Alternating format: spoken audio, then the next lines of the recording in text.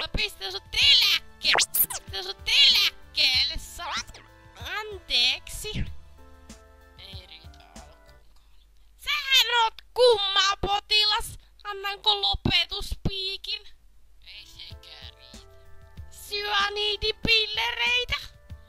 Ei riitä. Ei riitä! Vittu! Sähkötuoli! Onko sä kaipaat?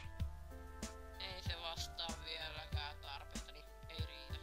Mä pilkon sut leiprovitsillä pois! Hidas kuolema!